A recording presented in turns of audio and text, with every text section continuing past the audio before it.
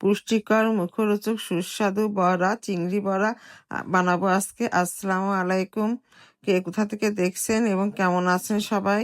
ভালো আছেন তো? দেখেন, প্রথমে ডালের সুজি আমি আগে ভিজিয়ে নিয়েছি, তারপরে ধুয়ে নিলাম। তারপরে এটা কিছুক্ষণ ঢাকা রেখে রেস্টে রাখলাম, এটা ফুলে গেল।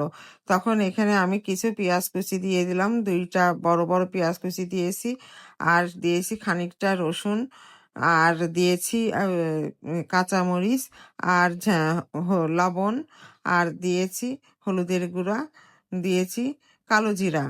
এইগুলো সব একসাথে করে সুন্দর করে মাখাতে হবে। এইগুলো মাখিয়ে নরম হয়ে আসলে আমার ভেজে রাখা চিংড়িগুলো এইবার এর সাথে মিক্সড করে দেব, দিয়ে আবার সুন্দর করে মাখিয়ে নিব। এই দেখেন কত সুন্দর আঠালো হয়েছে।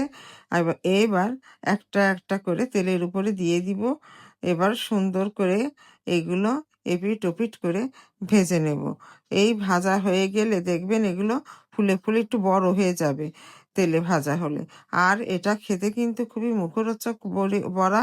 এটা একটা খেলে মন ভরবে না, বেশি খেতে হবে। সেই জন্য বেশি করে বানাবেন, পরিবারের লোকজনের সাথে করে খাবেন, এবং আমার ভিডিওটি অবশ্যই লাইক কমেন্ট শেয়ার করে দেবেন।